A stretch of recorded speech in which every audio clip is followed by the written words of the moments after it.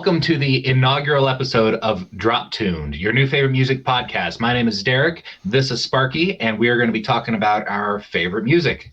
Yeah, and we're going to be discussing what makes bands heavier than others, or what does heavy even mean. So this should be pretty interesting because, to my information, we listen to some pretty different metal. We do. We are going to be catered to two different kinds of metal listeners here. During the pre-production, we're talking kind of like who we're going to be talking about, and both of us are just like, who? Who the hell is that? What are you talking? You don't know them? Everybody knows them. You're like, nobody knows them. What the fuck are you talking about? Right, and So basically my bands could beat up his bands. my bands went to the cigarette, went out to get a beer and never came back. So I think something that I actually found out very to be very common when people talk about their heavy bands is I think most people, regardless of music, either go for the rhythmic guitar with double bass and just gutter growl vocals, and they just attach the idea of heavy to that, stereotypical, yeah, audio as a whole. And I think a lot of people kind of run with that and don't dig too much deeper when they get into a discussion about what they think is heavier. They just look at the surface. I don't think they really, scratch very far into it. What do you think yeah, about that? that's very much the cookie cutter standard of heavy. Distortion, blast beats, guttural screaming vocals. But it's I honestly don't think it's quite that simple. I think there's different forms of heavy, different kind, like different heavy can mean like anything with music. It's a totally subjective thing. Heavy Oh can yeah. mean something completely different to different people. But just as for like, obvious examples, like, we've talked about Rings of Saturn quite Oh a yeah. bit. That's one that we agree on. Yes, I Very love that band. complex. Yeah. Very complex. They have all the screams, all the blast beats, all the complex time signatures, just everything. The drums are just, to me, specifically with Rings of Saturn, the drums is what makes it heavy for me as far as they go. Yeah, More specifically, everything. It's just it's all one part of a whole. But yeah, I think a big factor that goes into there as well is everyone usually brings up Lucas Mann when they talk about Rings of Saturn because he got one guitarist. I usually see him playing an eight string, and then Lucas Mann I usually see him playing his of course nine we cannot string. forget the extended range guitars. Anyways, Who would ever be interested in playing extended range guitars? I just don't know. thank you, Corn, or I guess was it Meshuggah. Steve Vai? Steve Vai is stuck with the six as far as I'm aware. Oh, who was it? Because Corn, I believe they got like they started with seven strings because it was like a very cheap guitar at the time, and it was Steve Vai or Steve something, somebody who is not metal Hmm. started like released a seven string version, and it was a very cheap one. I'm gonna feel Interesting. really dumb if it wasn't Steve Vai now. Yeah, go ahead and look that up. I'm actually pretty curious now. The I'll say that as far as the extended range goes, my first experience to that was hearing Meshuggah and seeing After the Burial live in concert, and they were amazing. Oh, yeah, the Absolutely first amazing. time, yeah. And for me, I actually got an Ibanez. It was one of the cheaper seven strings in high school. I think I used it in my senior photos when I graduated. Uh, it was a really funny story because it was one that I wanted, and it was cheap enough. My parents were able to get it for me for Christmas one year, but I was always a little shit, and I knew where to look for all the presents every year in the house that I grew up in, and I found it, and it was pretty well broken in by the time Christmas came around, and I still had to act surprised when I opened it. Nice, nice. I think I actually remember seeing that picture. Pretty sure you Oh had the yeah, guitar in it. Yeah, I'm trying to remember which one yeah. it was. The photographer had me doing like a hero pose, so I had it on my shoulder. I'm just like, That's right. That's right. You were total High School Musical. Total High School Musical. mm-hmm. Um, And I was wearing a Godsmack shirt, so you you got know to. that was, yeah. Well, and I was definitely the Godsmack kid in my high school. Just for some reason, I was just drawn to everything, the music, the aesthetic, just Right. all annoyingly so. I'm sure it was annoyingly so. I was definitely a new metal kid growing up though, You totally without were. without the Jinko jeans though. So even past high school, you were super Godsmack Mudvayne. You were humongous into Godsmack forever. Not that long after high school though. You were super into it for Their fifth album was what turned me off, and I was like, okay, I can't do this yeah, I anymore. don't blame you for that, but yeah, I would say that you stayed true to like you were still like a pretty big fan. You really liked it. The Mhm. which is great. But that was about the time Mudvayne was releasing the game. Yeah, that was a really fun one because I full on participated in that murder mystery deal that Yeah. they had going on, and I actually made it to the very very end, and I had everything timed. I even had my girlfriend at the time. She lived like an hour away, and it's I forgot what town it was, but I remember I timed my drive like to the minute. I knew like exactly how to when to refresh the page so I can be like the first person to pick, because every week you get a clue, but you had to pick who was innocent, who the clue made innocent. And Right. I got way too excited. And against the last round, if you get this, the person who gets it, they get like a lifetime Mudvayne backstage pass or something, Oh man. something like that. And I got overly excited and was felt the time crunch happening, and I picked who I thought was guilty instead of innocent, and Oh completely man. fucked that up. And I was mortified because I was like at least like a couple month long process, I think it was. And if you got like the special edition, you got like these crazy case files on each suspect. Right. And yeah, so it was really fun. It was really cool, viral market. And then there was a few good bangers on the album. Oh Definitely yeah. wasn't classic Mudvayne by any No. means, No, it's but actually I'm glad you bring that up. Classic Mudvayne is I was actually kind of bringing it up as it was for me when we were hanging out. It was I feel like it was kind of your step into getting into a little heavier. They're not what I would call like very heavy metal or anything, but it was a step for people who are evolving. So Dig, it hit it me. was commercially accepted metal. It's a commercial accepted Yeah, heavy. yeah, yeah. Yeah, Hmm. so it's funny. So my path down metal in general started with Bang Your Head, a little Quiet Riot. Oh, yeah, yeah, yeah. And that's what got me into metal, period. Hmm. That's the song. I heard it when I was a kid and I went, yep, this is for me. And I just kept chasing the heavy tones and looking for the next heavy thing. And man, the Unearth and Shadows Fall. And I just kept following the Hmm. trail looking for the next heavy thing while still being good. Because Yeah, I would like dip my toes in the pool of other stuff that would be maybe heavier but not done as well. For example, when I was listening to for a while, I tried listening to Job for a Cowboy, and I like one of the two of their albums just fine. I know I like them more than you do. You're not such a fan, but I tried Black Dahlia Murder at that time, and I they had a couple songs I liked, but I couldn't get into it. And I found out that that's when I found out there's different genres that I just didn't like a understand. hundred subgenres of metal. Yeah, that's when I started discovering, oh, they do heavy different. That's when it Hmm. first dawned on me because that's when I was like, Black Dahlia is heavy, but they do it way differently than Slipknot, which is way more punchy.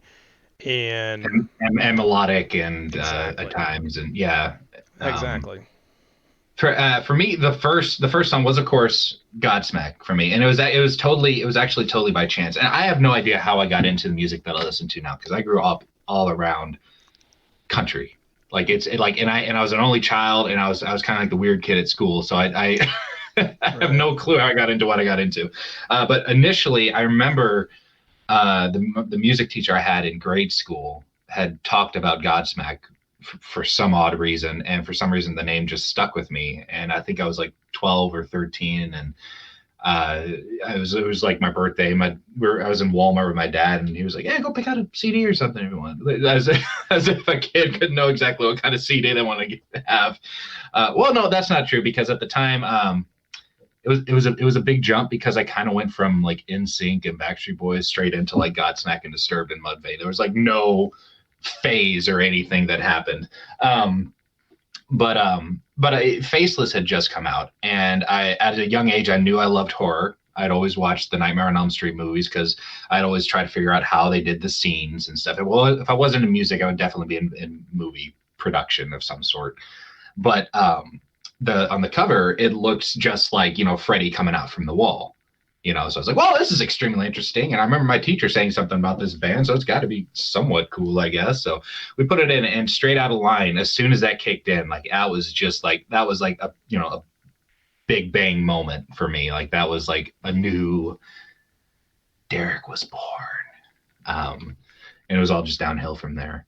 So, but and it just went from there. And then I remember back in the day, in the thanks for especially a lot of like the new metal bands in the thanks section, they'd list like all these other bands that like helped them toured with them to support their new album or whatever. And I'd use that to like be like, okay, I'm check out this band. I mean, I always had a huge list on me wherever I went. I worked at Hot Topic, so I was always on the out for any of these um, albums I was looking for. But Hastings was the true gold mine, because you could get anything from there, and Slackers. But yeah, just awesome CD stores that you could find anything you wanted, and it was just wild to me. Yeah. So so some of these stores you mentioned might not be in the other states. Hot Topic is a store for goth. It's basically the Walmart for pretend demos and goths. The Well, now it is. Now it is. Yeah, it used to be really cool, and then it got bought out by It did. I don't know who, but I think what happened was we got older. But and then I don't know. Hastings I don't remember was seeing like Britney Spears and Eminem in Hot Topic until like 2010 or 12 ish. I don't know. I don't know. But yeah, the but like Hastings and what was the other one? Slackers. Slackers. Yeah, those are like video game slash music. Hastings, rest in peace. You know, they went on, they sold out and went Yes. under. They're no longer a thing. They They were interesting though. They never went to big cities. They tried to stay in more smaller cities. they were the good ones, man. Yeah. They were the good ones. The that's actually where me and Derek met, was him working at Hot Topic, and I guess we started talking music. I was Just like, "Oh, you geeking play out. guitar? I play guitar. Let's jam." And So then, like, yeah, good that times. that that can be dangerous though sometimes because like I remember for a while though these mall rats and after this story we can go back into the music. I know I'm getting off track a little bit. This is a That's funny okay. story though. Yeah, so the uh, when you work at the mall, especially Hot Topic, the mall rats automatically tend to think that you're like the coolest person ever. Just and I avoided mentioning guitar to a specific group of them because I just kind of had a feeling that no, I don't want to go down that road. But somehow they found out nonetheless, and they were just harping on me for like days, like a couple weeks at least, and just every day they'd come in when I was working. Oh, we want to start a band. You didn't come join a band. We hear you play guitar. So I finally do it just to kind of get them, off my case. And this was when I, had that 7-string. And so of course they're already like, oh, 7 strings. And so I bring in a little shitty amp and the guitar, and I start just kind of jamming. And they're like amazed by any little bend or slide or any very simple technique that happens. Right. And then I noticed something kind of funny. So I put it down and I said, okay, what do you guys play? Because as far as I can tell, I brought the only instrument that's here. And so they go, oh, well, yeah, I think I'm going to play guitar too. And I'm like, yeah, I think I'm going to play drums. And I'm like, you think? Well, I'm really good at Guitar Hero, so I think I can handle it. And I wish they said that with some kind of irony. They did not. They were being totally serious. Oh my God, that's So bad. I just packed my shit and left. I was like, no, I didn't even really say anything. Just like, I'm Jesus going. Christ. Well, I mean, it reminds me. I come from I grew up on a farm, right? And I got in trouble for owning the Linkin Park album Hybrid Theory when it released because it was so Devil heavy. music. Yeah, it Yeah. was so heavy and inappropriate. And I was like, please don't listen to my other CDs. Please. By the way, I'm having myself some Captain Morgan Orange Twist. There you go. I am starting off with a Yingling. That is my drink of choice. It's the poor man's beer. It's the Bud Light of the East Coast, but oh, it is so much better than Bud Light. Careful, they'll kill you for that in Missouri. Yeah, true. I'm in Iowa, so It's not it's far. Bush. As long as I don't talk about Bush Light up here, I'm good. Right. But then the other one I got, it's an Iowa brew called Back Pocket Brew. It's called Murder Horn Golden Ale. Ooh. Yeah, it's pretty good. There's a lot of good breweries up here. You need to bring me some of that when you come visit. Maybe I will. Yeah. Maybe you can come visit. We can just go to the breweries. You- Yes, in a Okay. heartbeat. In a heartbeat. I'm actually I love going to breweries. Yeah. Um, so I think whatever. Get back on the topic of heavy. I know that you and I have different ideas of what heavy is, but not just that. More along the lines of how we appreciate our own ideas of good heavy, because you can be Mhm. heavy and just be. How'd you say it? A clusterfucky. Yeah, there are definitely my printer is going off. So there are definitely bands out there that I consider just absolute, yeah, clusterfuck. Sure. Like too much is going on. And you can't make out anything at Right. all. And I'm for a while in college, I wrote reviews for albums for like the college radio station, and I cannot remember the name of it for the life of me, but I swear to God, the first four songs sounded the exact same. One had a different intro, but then went into the exact same blast beat, blast beat and guitar riff. Like for the first four songs, I was just like, I can't do this one. Right. I think a lot of what how you were describing that, and you were talking more about it earlier, was that it reminds me about this how I think about the misconceptions of heavy, and that's is if you come out the gate at a 10 of trying to be intense, so like blast beats, gravity drops, you know, triple Mm, kicks for your bass, triggers, just the entire time, mm. you're already up here. You've got nowhere to go. So it's normal now. It's like when the torture's constant and they never let If up to give you just a little hope. It's just if you it go becomes if you go less. like 1 BPM slower, suddenly you're crap. Exactly. Now if you come Yeah. in something a trick I've noticed and I want to apply for my music I'm going to be making is that for example I play extended range, play the 8th string. I'm never going Mm. to start a song with the 8th string. I'm gonna wait. Mm. I'm gonna save it. I'm gonna save it. I'll play the regular six, and then I'll drop it lower at one point, and then when they think, oh, this is the heavy it's gonna get, go down another step, and Mm. I think that very rough description is a much better way to deliver and experience a good kind of heavy. You've got somewhere to go. You've got Well, travel. that's also just pretty good musicianship. So like for bass, I am mostly a bass player, and I am strictly five strings. I love five strings. That's what it is. That's just what I am. But and it comes in handy because with a lot of riffs, to me, it's just easier to play on a five instead of having to like drop all the way down to like the F on the E string, the first fret. Um, like just recently, I did a bass cover of that new Shinedown song that came out, and they play it in standard, and so I just grabbed my bass string that's in standard, has that low B note, and it was just easier to figure out for me. So it's just more but that's just utilizing the full range of the tools that you have. Like Right. every time I pick it up, yeah, I love banging on that B string, but that's never like the absolute go to starting Right. point for anything. So Right. I've been playing with my tuning ever since we were talking about doing some things together because I got the 8 and immediately was thinking, oh, I should down tune. And I was looking at doing drop D on an 8, which is DADGCFAD, mm, which is pretty low. a And bit.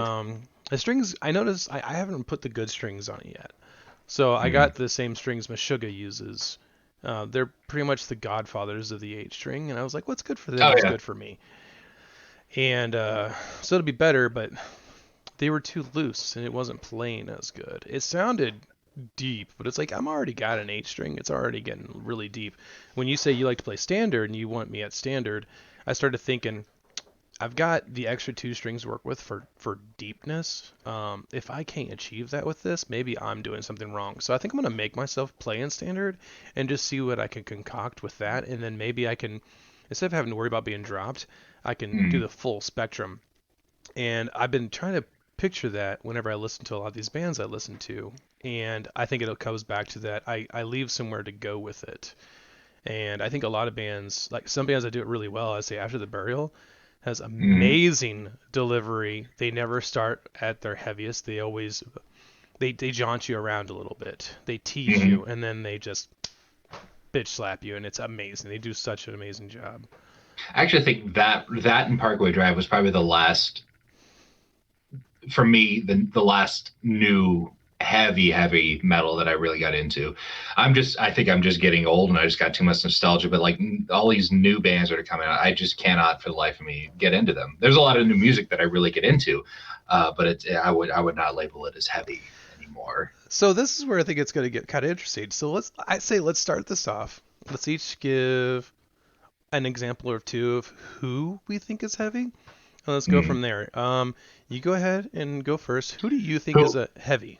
who we think is heavy, or who we think is heavy and we like Who we think is like your idea of like this is the heaviest that is good that I like and I listen to. consistently. Well, there's let's see. A new one I liked and we'll still kind of listen to every now and then was Scar Symmetry, Lamb of God. You can't go wrong with Lamb of God if you want heavy. But the problem with Lamb of God is they don't really, and a lot of metal bands. I think this is my issue is bands don't really branch out too much, and if they do, it's weird. Okay. To me at least, it's weird. But and like I said, I've mentioned I like Rings of Saturn.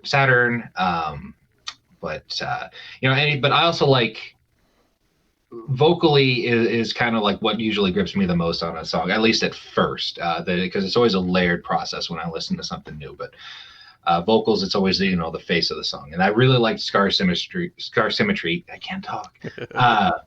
With the original singer Christian, and because he could go to these really deep guttural lows and then do like the high pitched screams, but then he had this absolute operatic voice that he'd bust out for all the choruses mostly, and he was able to balance that in all of the songwriting. And there's definitely way more songs that are way heavier, and then other ones that are way more melodic but still has the screams. And so for me, as far as that's probably the heaviest band that I still like, and it's probably because they have a lot of range. Well, for the Christian era, because after he left, they had to hire two guys to do what he could do, which I always and still think is absolutely interesting. Another offshoot is a band called Destridge, and they are same thing. Like no two songs is really the same with them, and they're almost like ADHD metal because they're kind of all over the place, but it's still like kind of ties back in. Like it's definitely not clusterfuck metal, but that's another one that I'd suggest people check out if they want heavy but still melodic and has range in their songwriting style. Sure. I think when I think heavy and I think good heavy, I kind of have a bar set in my mind, and my default heavy I would say is about Meshuggah level. I think they're one of the prime examples of doing heavy right. And I think you can get heavier, but it's hard to do as good or even better. So I think some examples of what I listen to every single day that's the good kind of heavy would be like Brand of Sacrifice and Shadows of Intent, which Brand of Sacrifice is actually completely inspired by and about Berserk, and then Shadow of Intent is inspired by and about Halo of all things, which I thought that was interesting. Yeah, it's funny, and All then these you listen to their video game music. based bands. Yeah, and what's funny about that is I had no idea, and I've been listening to them for a long time. I had no idea they were about Halo, and because I just didn't play, I didn't remember Halo that well. I played all the games, but I didn't remember it. Real quick, what do you do as far as, and sorry, just quick segue, but for me, lyrically and not fully being able to understand, like that's something that can like kind of lose me. Like when I listen to metal, I can't listen to lyrically the same thing as I do anything else. Like to me, it's just another instrument by that point. Uh, like I know there's lyrics, but if I can't understand, but like if I have to go read the lyrics to something, then I don't care about what the song is about quite as much. You know what Sure. I mean? No, that's a fair example. And that's just me, and I'm sure there's going to be people who be like, "Oh, fuck you, dude." Like, that's just me, man. No, I more so agree with you. So Mhm. the heavier vocals that I do listen to, I listen to them every single day. Brand of Sacrifice is absolutely a daily. Rings of Saturn. I've got to love me some Whitechapel. Meshuggah's on all the time after the burial, and I understand what they're saying just fine. Once in a Interesting. while, it gets a little muddy. It can get a little muddy on Yeah. parts, but for the vast majority, I listen to them all the time. It's just what I listen to, so So I with the can Halo band, articulate them a little bit more than normal. So with the Halo band, like, did it just click when you were listening to it one day, or did you have to look up lyrics? Oh God. So Shadow of Intent isn't really. Sorry, my dog is chewing on her toys in the background. She might ruin the audio of this whole thing. I haven't been able to hear her, Oh, but all right. We'll see. I we'll can see my see. mic is picking it up. I think we'll see. But so you asked if I got it right off the bat. No. I've been listening to that kind of metal for a very long time now, and I still don't get it right away all the times, depending on the different singers, because they deliver it, and sometimes they don't actually say what they say they're saying, of course. Thank you, grindcore. And so sometimes, yeah, so it takes a little longer, and sometimes I get the gist of what they're saying. Like I would say, that happens as well. I mean, we're all guilty of that. If Mhm. if I was to say I know every song that every guttural scream is, that would be ridiculous. Yeah. It's kind of the point of guttural screaming. You're trying to convey an emotion more than just a word. So another just kind of funny story of this was in college I took this one. It was an advertising course. It was a psychology of advertising, and they had this one section talking about music, and it was an online course, but basically we had to like read through the section and God, it was such an easy course. We had to read a chapter or a couple of chapters and then write a reaction paper on it. And that was like the weekly thing. It was so stupid easy. But when they got to the music one, I got pissed off because it started talking about how damaging rock and metal is to this, the sociological construct of society and shit. And it was just, the examples that they used were Ramstein and Cannibal Corpse. What? Oh, get out of Yeah, here. Do they yeah, know? Do they yeah, even know what yeah. Corpse Grinder So, does on the so, downtime? so my reaction paper, I wrote it like it was like seriously like 10 times longer than like the minimum, like the maximum that they wanted for these reports, and I would just launch into. First of all, I'd really like to know how many Americans that listen to Rammstein actually know German. I know there's a number, but I don't think it's a very high number. Second of all, Cannibal Corpse. I don't even think Cannibal Corpse fans know what the fuck he's saying when they're listening to it. Like, there's no fucking way. So, Cannibal And also, Corpse. when you look at the lyrics, yeah, they're pretty rough. they're pretty graphic. Yeah. But when I read through the lyrics, I get a kick out of it because it's actually written in stanzas, in actual like poetic level stanzas. Mm-hmm. And yeah, the words themselves are really brutal, but I think it's taken to such a comedic level that it's just hilarious. And if you can listen to any Cannibal Corpse song and take it seriously, then yeah, just chill out. Right. So I think it's a good example of what you just said is the fact that they're like one of Jim Carrey's favorite bands. And Ace that's Ventura. why they're in Yeah. Ace Ventura is because Jim Carrey had to have them on the movie. Mm-hmm. I guess it's good example. And Corpse Grinder, lead singer, all hail the mighty neck. Dude, Mm-hmm. it spins his down when he's on the road. He does all those crane machines and everything to get all those teddy bears and whatever for Mm-hmm. kids. And they got all And these then other little donate them. things going on to donate things for children. And like, oh, Yeah. what a monster, right? Like he is something I've really noticed about the really really good metalheads. Like the I would say a good portion of metalheads in general. In fact, usually love animals, good with kids. They work their emotions out. They're able to express their emotions more freely, and they don't bottle them up as much as like a bro. You Yeah. know, they're not Well, trying to and save face. They're happy to be them. They know they're weird, and they embrace the weird. They lean into it. They're the people that grew up like, oh yeah, corn's cool. I like the style of clothes too. They kind of look like me, and they just leaned I into it. relate to them. Yeah, you Well, and relate to them. that's what's so stupid about, because you can do a study to confirm almost whatever point you want to get. It's Sure. whatever confirmation bias you have going into it, you're gonna prove it. Like on especially on Yeah. socially related topics like that, like hard science. Like no, that's like there's a one answer and one answer only. Like so, Sure. but stuff like that, Yes. like no, it's all subjective and it just depends. Like, are there metalheads who out there who are just not the best examples of society or Yes. just good people in general? Absolutely. Are they the majority? In no way, shape, or form. Oh, absolutely. Um, Absolutely not. No. I think it's I don't know. I think listening to the music gets lets you deal with your emotions more so than people give credit. If people don't listen to the genre, they probably don't give enough credit to be able to deal with the emotions. Just like the typical metalhead, maybe doesn't understand it enough for what plays on the radio so much because typical metalhead Yeah. doesn't listen to the radio that Well, I know. then that goes into like because a lot of radio stuff. It's very fake. It's very topical. It's very on the surface Sure. and nothing Win the more. lottery, are you pretty? You can have a music video. Yeah, and with the thing with people who listen to metal, I think what it is they more lean into it and face those negative emotions, and that's definitely what it is They versus deal with people. it. They Yeah, process it. They're not hmm alone. They put on the passively. record, they're It's not alone. yeah, and it's a very passive process more than anything. Usually, I'd Yeah, say at least, but yeah, it's and there's something to be said about that. But again, is it a absolutely. universal rule? No. No, not at all. I will say, whenever, given my background, I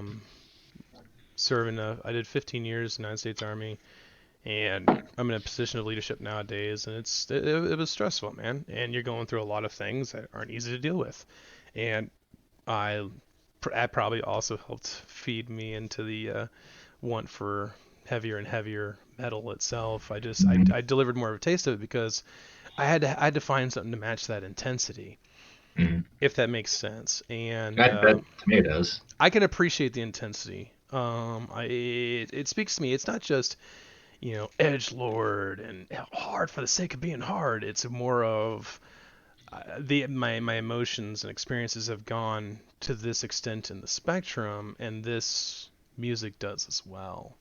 Mhm. You can be angry and angsty and listen to Papa Roach and vibe with that, Yeah. or you can deal with some really heavy shit in life, and Mhm. then all of a sudden Slipknot takes on new meaning. Meshuggah, you start connecting with the melodic nature they have and the polyrhythmic Mhm. tones they use, and you feel it Mhm. differently. And that's another thing too about feeling music, not just is it measurably heavier, but And like feeling it. just to be absolutely clear, you don't.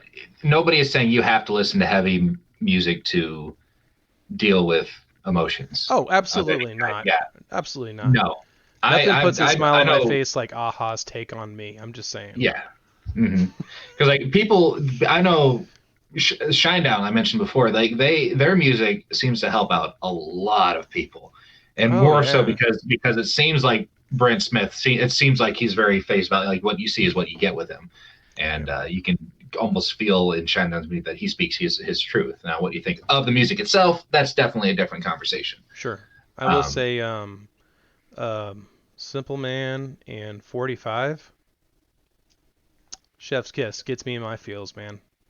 Well, 40 Simple Man is the only song that I think that they really play live anymore. At least when I've seen. I've heard that they still do like Fly from the Inside, Fly from the Fly from the Inside You got every this. once in a while. But for the for the most part, they seem to hardly ever play anything from Leave a Whisper or really. Oh God, the second album. Oh, goodness, I don't remember. Anyways, yeah, they kind of only play from the Sound of Madness on. And they definitely take on like a whole new, more electronic kind of, not really poppy, but more. Right. It's evolved. Sure. It's definitely evolved, and some people like it, and some people don't like it. So, Right. mm, I think another thing when it comes to like if you talk to someone about, hey, what do you think's heavy? Because if you talking about metal, heavy is the one of the rough ideas mindsets people go to when they think, oh, you listen to metal, bro? Yeah, bro. What do you do? Oh, they're so fucking heavy, you know. So it's kind mm, of a default when people start talking about metal. It's kind of a default, and then with some people, I like to call them tryhards. Um, it's competition suddenly. Oh, I have to listen to heavier music than you do, yeah, yeah. and We've all met some like that. Yeah. yeah, and sometimes you get a little slice of humble pie. I will Mm-hmm. never forget the one time I got a slice of humble pie because I was trying to compete with people who listened to heavier metal than me, and I was wrong, and they were right. And he's like, I listen to this dude. He listened to Black. That's when I was trying out Black Dahlia Murder, and that was like his daily, right? and I'm just learning about them. Hmm. And I'm trying to keep up, basically. And he's naming bands. I'm like, what are you talking about? What's this? Like, things along the lines of like Gojira or something. Hmm. But it was probably before them. But he stopped me and goes, "Hey man, it's okay if I listen to heavier metal than you. It's okay." And I kind of got a slice of humble pie. And I'm Yeah. like, I'm looking at this as a competition. Why can't we just enjoy things? I think So anytime I've met people like that when they try to talk metal, what my response has kind of turned into is just when they're like, "Oh, I listen to way heavier shit than you do." I'm like, I don't give a flying fuck. yeah, I really don't. Good for you. yeah. Do you want a cookie? You want a trophy? I don't know. I don't know what you're looking. What kind of validation you're wanting here? But it's not coming from me. Right. I usually get something the opposite. I usually go, oh, I like the heavy metal. It's like, oh, sweet. What do you listen to? And they'll name a band. I'll be like, oh no, that's awesome. That's great. Mm, And they'll be like, what do you listen to? And I'll be like, oh man, I'm still on that brand of Sacrifice real hard, And sometimes you get a little mm, old school, listen to Sepultura, and I'll get that going. I love Tim Rip Owens is one of my favorite singers. mm. God, I love Painkiller, and they just do such good things. And they'll be like, "Oh, cool. Who's this brand of sacrifice? Who's Rings of Saturn or whatever?" Like, "Oh yeah, let me put them on real quick." And their Let me show you. conversation's over. They're done. They don't want it. I'm like, "Oh, damn it! Don't go away. We can listen to Kitty together if you want to. It's fine." Mm. I remember I had various customers who kind of followed me from like when I'm working in high school, from Hot Topic to Slackers to Hastings, because I had a weird. It was weird. I kind of had a following because I every time there were certain people when they come in and they talk to me, they'd leave with like a stack of CDs. Hmm. Like I was like the only person allowed to have my iPod on me at work because I would just be like, "Nope, check this out. You like it? We got this one. There you go. There's that one. Add it to pile." And and not only that, it's a great way to learn. Like I like it Yeah. because you can learn from other. A lot of people get that. A lot of people give suggestions but not take suggestions. And it's still kind of another Right. weird thing. But what was truly great about new metal is all these bands that blew up, and their first album that came out, what the production quality was just absolute dog shit.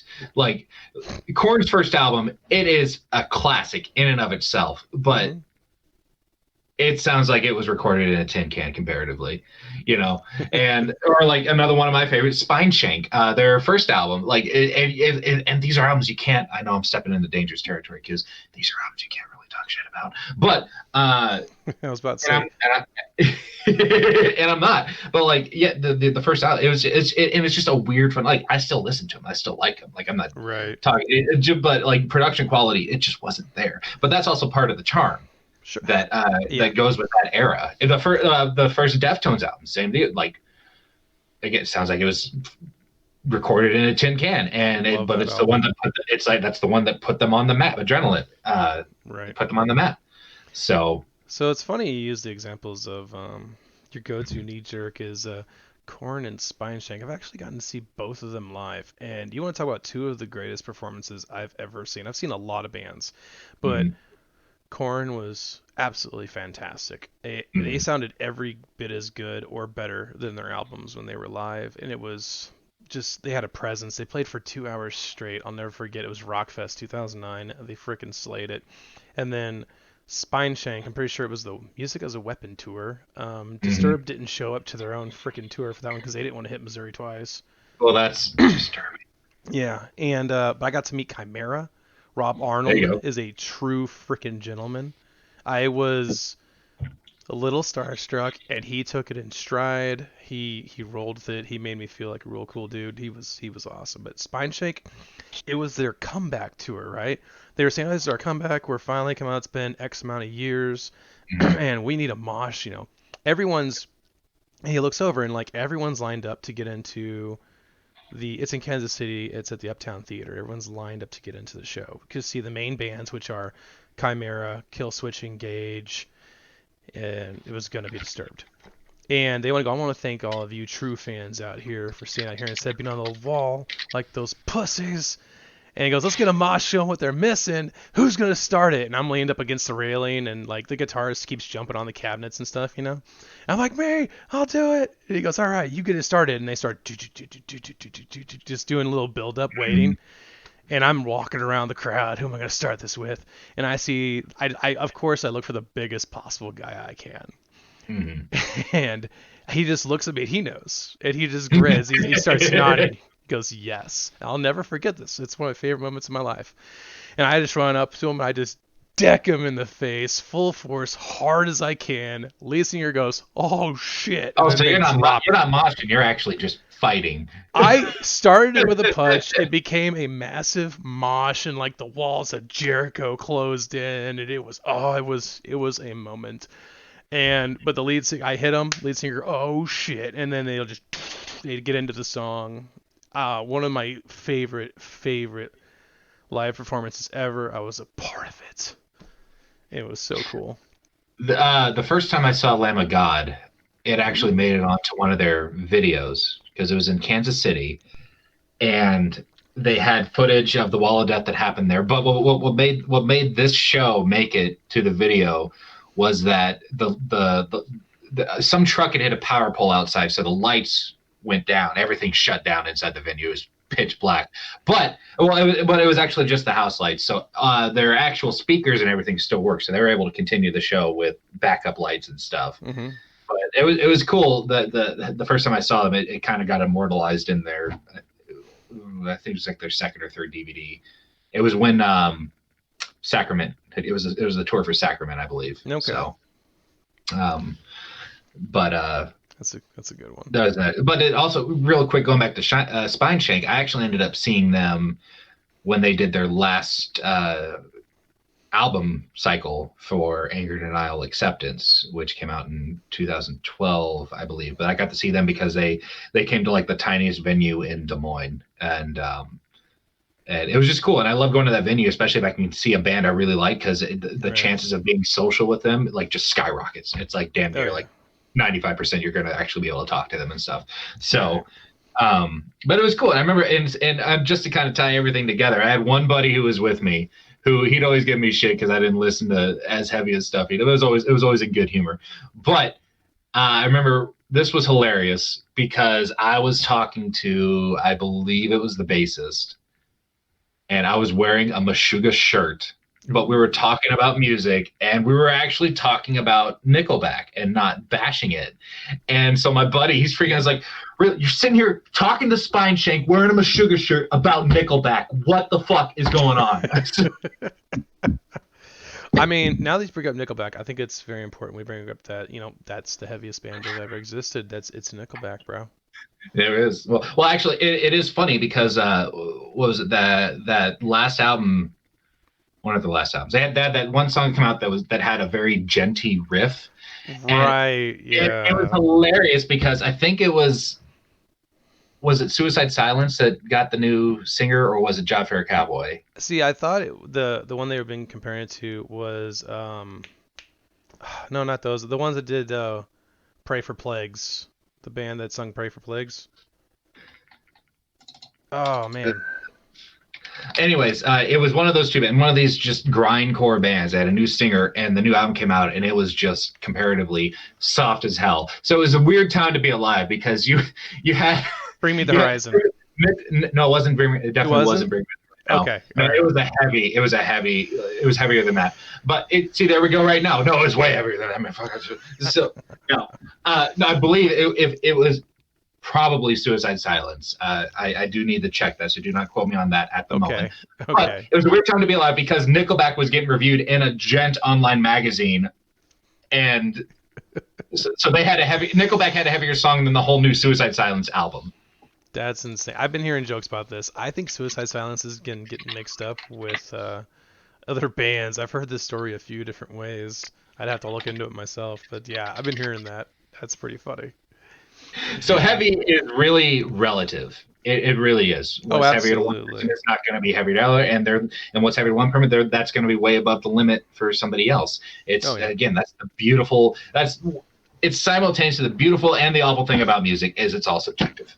Oh, absolutely, and I think a huge part about it feeling heavier to you also is whether or not you can really connect with the music. And for me, I know that a couple of my favorite bands are heavier even to me because I know what they're talking about. They're telling a story, like Brand of Sacrifice when they talk about Berserk, my favorite story, the my idea of what a masterpiece of darkness and loss of hope is. Hmm. And then you've got Soul Mass, which is completely inspired and about Dark Souls, my favorite Hmm. game, and I know a lot about the lore of both of those. I know their stories. And I hear these bands singing about, my favorite story, my favorite game. And to music, that's like my favorite genre of music. And it's all tying together, so I vibe with it way more. And because I know what they're talking about and I'm excited to hear someone else talk about it, it hits a lot heavier for me too. Hmm. Especially given the subject matter, considering how fucking dark and bleak it can be and Hmm. Now, violent. now speaking of that, just lyrically in general, you can have a really soft song and have some really deep, heavy lyrics. Sure. Like one of my favorite newer bands is I've been really hooked on Sleep Token Right. because I described it as being a Xanaxed up Meshuggah making a baby with like Coldplay. It's such a weird It combination. really is. It's weird, and they're a weird band, but it's so good because it's so soft. But like the lyrically, it's beautiful. It's dark. It's kind of all over the place, but then they still like tune super low, and it's kind of borderline sludgy ish riffs. But like, wow, it's just I Right. can't. Yeah, you have to check it out if you don't know if you haven't already. There, it is an emotional roller coaster listening to their albums for me, Oh, and sure. that's what I love. When a piece of music can truly do that to me, put me through like essentially like the stages of depression. Then it's like okay, there's something to this maybe. Yes. Oh, absolutely. Yeah. Absolutely. Yeah, there's definitely that's a perfect example on how even us we vary drastically when it comes to what we you know take as good heavy and what we actually listen to, not just oh yeah I heard that song I know it's heavy. It's things we actually listen to. I wouldn't have put in Sleep Token at that heavy level, but you listen to it differently, you take it in differently, and to you it is heavier. Just like Mhm. you know, Is yeah, it heavy like according to the standards of what's heavy? No, absolutely not. And I know there's going to be a lot of people that are going to disagree with that statement, but sure, and that's fine sure. because I don't care. Uh, Well, yeah, I mean, hell, I've brought up in my bands a few times, and someone's probably out there screaming, Shadow of Intense Era, Infinite Annihilator. And by the way, I love Infinite Annihilator. I listen to them every single day. They're mm, amazing. You got to get yourself in some Cunt Crusher, some Blasphemian, you know, Decapitation I'm sorry. Fornication. Did you say cunt crasher? Is Cunt that what I heard? Cunt Crusher. Cunt crusher. Yep, I daily that song. It's amazing. I highly recommend you listen to it. It's legit phenomenal. There's a video you can pull up where it doesn't have the vocals, and it's just showing the drummer. Hmm. Holy crap! I used to go on and on and on and on and on about how Joey Jordison's the greatest drummer to ever live. He still probably is the greatest drummer to ever live, but He's iconic for sure, but he's really tip of the iceberg. right, that's when I learned that. So I'll always love him. R.I.P. I'll always love Joey. He holds a Hmm. special place in my heart. But I got two fucking Slipknot tattoos. I'll tell But you that was a weird day in Des Moines when he passed. Like I don't there doubt was it. like a blanket of depression over the whole city. You could just Yeah. feel it. Like it was wild. But anyways. Yeah, no, I can only imagine. But yeah, the watching that video opened my mind to holy shit, it gets crazier with drums, and that is the drum playthrough music video they did where they removed the vocals and it's Cunt Cruncher Mm, by Infinite Annihilator. It's beyond phenomenal. That's why I learned what gravity blasts were and all that stuff because I had no idea. mm, Yeah, I learned a little awesome. bit. I learned a little bit. Mm, Oh yeah, for sure. And then I have a brother actually. He's a drummer. He's the one that introduced me into a lot of bands I listen to. He introduced me to Infinite Annihilator. He introduced me to Shadows of Intent, probably one of the heaviest bands to have ever existed, mm, and that's good. I think him and I found Ingested together. Their songs "I Despair" and "Divine Right of Kings" just oh my god, just massively heavy, but still mm. so good. Hmm. Very guttural though. Nice. But and hell, there's things we haven't even come close to scratching the surface. Like we in this video haven't even scratched the surface. Like Well, that's there's good because it's just the grindcore, first episode. Yeah, there's porno core, porno grindcore. there's porno core I'm now. dead serious. It's not even new. It's that's a I think long. the last new one I heard of was humor core. There is God, what was the other one? There's more. It's insane. It's insane. Well, this is only the first episode of this new podcast, and there is sure more to come. I think we've hit a pretty good stopping point for this one. So thank you everybody for tuning in. There will be for sure more to come. So give us a like, give us a follow. We're on all the socials. What are we on? I got us an Instagram, we got a YouTube, we got a Facebook, We got a Twitch, we got a Twitch. Twitter, we There got might be a TikTok after we film this. Maybe we'll see. I'll save the bloopers, put them on TikTok. Yeah, yeah, that'll be the teaser. Eventually, we'll probably have a Patreon. We'll just see how we get this thing off Sure. the ground. So just search for Drop Tune. That's DroppTuned Drop Tuned Podcast. Thank you for tuning in. This is Derek signing off. And this is Sparky. You guys have a wonderful day and keep it heavy. Keep it heavy.